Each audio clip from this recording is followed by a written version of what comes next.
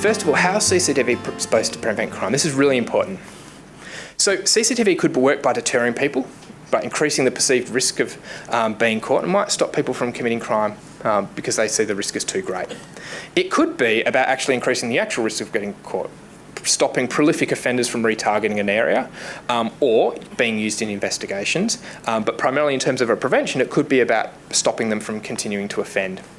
It could be about encouraging people to use an area and promoting natural surveillance. It could be about people in the community seeing that CCTV exists, and that might encourage them to take their own precautions. So there's CCTV, there must be a crime problem here, I'm going to take some precautions, and there's a balance that needs to be managed there, but that's another way it could work. It could signal improvements to the area. It could be about building community pride in the area. It could be part of an overall response and say, you know what, people care about this space, and that kind of has an activation effect, and that can influence crime itself. And it can also assist if it's connected to a live monitoring and there's security or police at the other end. It can assist in the deployment of those officers to respond to incidents and intervene before they escalate. So there's lots of different ways that CCTV can work. The question is, does it? So this is drawn from that What Works, the latest evidence around CCTV and its crime prevention effects. So they found, or they basically review the reviews. So they've drawn together the systematic reviews, and they say from a review of 41 studies, CCTV, for every 100 crimes, it will prevent 16 crimes. That's the overall net effect of CCTV. So overall, it has a positive effect on crime, but it's more complicated than that. The main driver of that is the prevention effects in terms of vehicle crime. So for every 100 vehicle crimes that occur in a location, that's motor vehicle theft and theft from motor vehicles, CCTV will prevent 26 crimes. So it's unpacking it a little bit more in terms of how CCTV might work. Even better, if you put CCTV in a car park, you can prevent an average of 51 crimes for every 100 crimes that occur in a location. So it'll reduce crime by half, is the overall net effect of CCTV. So it starts to say, okay, there's a particular location where CCTV works in terms of prevention. The evidence is not so great around other locations. So city centres, public housing and transport locations, the evidence in terms of prevention is not as strong as it is for car parks and vehicle crimes. So it starts to tell you about something about how CCTV works and why it might not work in those settings. And the main conclusion that most researchers will come to around the effect of CCTV is that it does increase the perceived risk of getting caught, and that will deter people where they can see the cameras and they'll be influenced by the presence of those cameras. So where they're in a defined space where they're perhaps not affected by alcohol or drugs, and where they're thinking about what are the actual kind of costs and benefits of committing an offence in the location that I'm targeting. So that's why it works in car parks, and particularly in closed car parks. And you can start to understand why it might not work in an entertainment precinct in terms of reducing violence, for example. Doesn't mean it doesn't have other benefits, and I'll go into those. But in terms of influencing people's behaviour in a large open public space, you can start to understand, well, if a person can get around the CCTV, or they can see that it's easily avoidable, or they know that the CCTV doesn't have great coverage, then you can start to understand why it might not influence behaviour. Or if a person's particularly intoxicated, they're not going to weigh up the costs and benefits of committing an offence in the same way. So you can start to see why it's so important we understand why CCTV and other interventions actually work. But why do councils put in CCTV? It's not all about crime prevention. Crime prevention is obviously part of it, and in particular cases it is about crime prevention, but there are other benefits for CCTV. This is a survey we did a couple of years ago, a national survey of councils on the use of CCTV. And what we showed is, yes, reducing crime was one part of it, but actually about improving perceptions of safety, and actually in the investigation benefits were two other really important outcomes for CCTV and reasons that councils were installing CCTV in their local communities. So it starts to say, okay, there's other outcomes to think about here. And I want to unpack that a little bit more as well. So first of all, let's think about CCTV and perceptions of safety. Okay, the idea that there's some evidence that CCTV has worked in the past, but the evidence is pretty mixed in terms of perceptions of safety. And it's worth, again, thinking about why that might be. So who is likely to be affected by the presence of the cameras? So if you're thinking about installing cameras to improve perceptions of safety, are your local community likely to be influenced in terms of how they feel about crime in that area? And who particularly is using that space that might be influenced by the presence of cameras in terms of how they perceive crime or perceive safety?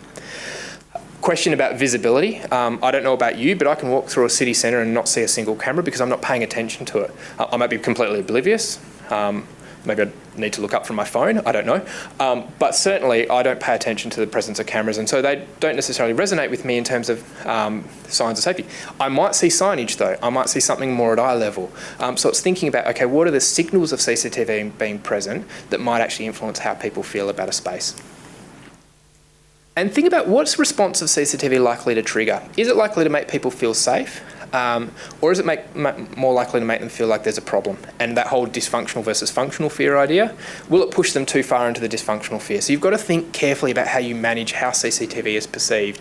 And that's about as much about how you deploy it, how you signpost it, but also how you communicate that to the community, and being really clear about that. So this is not to say, none of this is to say this won't work or you shouldn't work. What I'm saying is just try and think through a little bit more about how CCTV is going to influence people's perceptions. And so the other point to make is, in the absence of surveillance, if you don't have CCTV, what is it about that place that's making people feel unsafe? So this is the idea that, okay, the whole idea of physical disorder and signal crimes, is it actually the presence of CCTV or the CCTV not being present that is the thing that makes people feel unsafe? And what else is present in the area that might make people feel unsafe? So it's thinking a little bit more about unpacking this idea of how CCTV influences perceived safety. The other part of it, of course, and there's increasing recognition of the role of CCTV in police investigations, and there's some really fantastic new research that shows how beneficial CCTV can be in this, and that's something else I really want to highlight. So there's some research that was released just this year, a couple of months ago, by Matt Ashby in the UK, and this was specifically looking at CCTV on public transport. And what that showed is that footage was available in half of all cases of crime that occurred on the public transport network in Britain. So it's like 250,000 offences, and CCTV footage was available for half of them. And where it was available, it was useful in 2/3 of cases, and that was recorded by police. So basically, the result is that CCTV was available and it was useful for investigation. So that's really important in terms of the role of the value of CCTV to police. As you can imagine, the effects are slightly lower in public spaces, and I'll talk a little about why that is. But based on some Swedish research, you've got to look broadly for these things, but Swedish research, police sought access from public spaces for 1 in 8 incidents, so slightly lower as you might expect from public transport, and footage where it was available was useful for 1 in 4. So the return was lower than it was for public transport, and that kind of makes sense when you think about how much CCTV there is in public transport versus how much of a public space might actually be covered by CCTV, and that's something you really need to think about. We've also done some research. I mentioned before about the work we've done in train stations in another jurisdiction. And this seems like, in fact, I was talking to somebody and they were kind of like, well, when I told them this kind of finding, but this idea that if you have CCTV footage, it's more likely to be requested or used by police in locations where there's less public surveillance. It kind of proves something that seems pretty straightforward, but actually it's really important. So installing CCTV for investigation benefits is not just about putting it where crime's going to occur, but you get better return if you put it where crime's going to occur and there's not other forms of public surveillance, or there's not those forms of public surveillance at other particular times of the day. So it's actually thinking a little bit more about where you're deploying your CCTV in terms of its benefits for police and investigations. So just briefly, some of the things that influence the success of CCTV, particularly in terms of the usefulness of footage for investigations. Level of coverage, transport versus public spaces. The more coverage, the higher the dosage, the more likely there is to be a return. That has a certain amount of cost implications and needs to be really carefully managed. The quality and resolution of CCTV, obviously we've seen some massive improvements in terms of the quality of the technology that really can benefit people using the footage and actually the clarity of images. The ability of cameras to capture the entire incidents. Nothing is more frustrating for police when you speak to them about CCTV than an incident that occurred slightly off camera, either because the camera was fixed or because it was on a pre-programmed pattern of movement. Buildings and vegetation that obscure vision. When you're starting to think about multiple interventions in one location, building's not so important, but vegetation grows. Things grow over time and can start to obscure CCTV. And when it's really windy, certain trees can blow in. There's been some great examples where kind of trees were blowing in front of the cameras and actually obscuring vision of incidents as well. Weather is also an important factor. Monitoring is an important consideration in terms of the benefits to either live deployment of resources, but also in terms of the likelihood that an incident will be identified. And finally, and all important, and you'll hear the Community Crime Prevention Unit talk about how important this, and police, of course, will talk about how important this is about the relationship between police and camera operators or managers, which of course is local councils. So hopefully that gives you some idea of the things that you need to consider in terms of implementing CCTV as both a crime prevention response, a response to improve perceptions of safety, but also as an investigation tool for law enforcement. There are, of course, some guides. I think Chris or Sean already mentioned the Guide to Developing CCTV for Public Safety in Victoria. Fantastic resource. Got to give another plug to the ARC's work. But there's a resource that we've produced. It's probably a little bit dated, particularly in terms of the technology, but it's considerations for installing or establishing a public space CCTV network, so particularly relevant to what you might be doing. So, okay, I'm going to move on briefly to lighting and then talk about the evidence around CEPTED. So how is lighting supposed to prevent crime? Really two kind of fundamental mechanisms that underpin how lighting's supposed to work. And this becomes really interesting when you actually look at the results of lighting in terms of its impact on crime. The first is improving visibility of a public space and the number of people who use an area. So if a place is well lit at night time, people are more likely to use it, and that increases natural surveillance. So it's the deterrent effect of having lots of people in a public space. The other mechanism, which might not seem so straightforward, is the idea that putting in lighting demonstrates investment in a neighbourhood, which encourages essentially other residents to take action to reduce the risk of crime, and the whole kind of community cohesion benefits, which I've talked about already at some length. So they're kind of the two primary mechanisms that might explain why lighting works to prevent crime. What does the evidence say? Again, drawing on the What Works College of Policing website. So not as many reviews or high quality reviews as for CCTV, but what they showed is that for every 100 crimes, an average of 21 crimes were prevented through the installation of lighting. So again, it works and it has a fairly significant positive effect on crime. For every 100 property crimes, an average of 17 crimes were prevented, so it seems particularly effective for property crimes. Not as effective for violent crime, but still has a positive effect in terms of reducing violent crime. Now, this is really important. So for every 100 crimes during both the day and night, an average of 30 crimes were prevented. So it's particularly effective across any time of day, but not so effective at night time.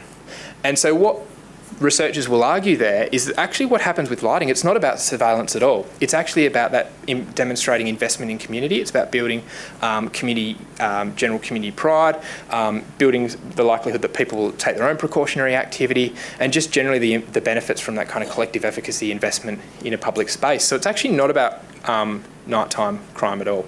Now, that's based on a relatively small number of studies, given the whole available evidence, but it tends to provide some fairly good clues around why lighting might work, and it probably helps to guide what you might do in terms of installing lighting as part of a public safety project.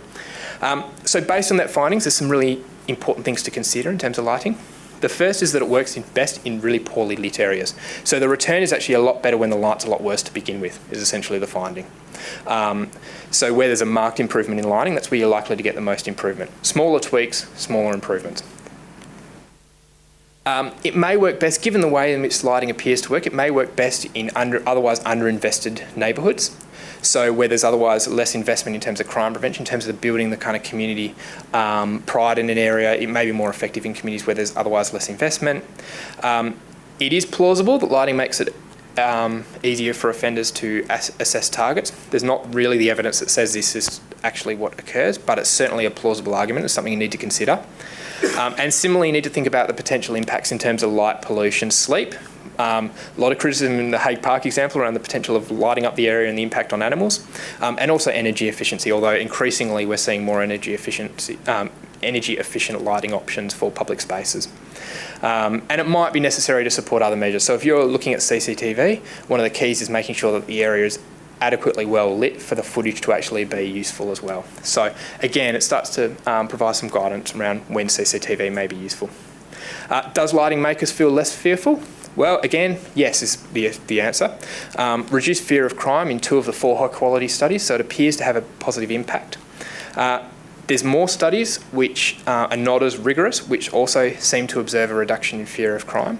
So again, we start to see that lighting can have that effect, and it's probably because of that community cohesion, collective efficacy community pride mechanism that I've talked about in terms of preventing crime.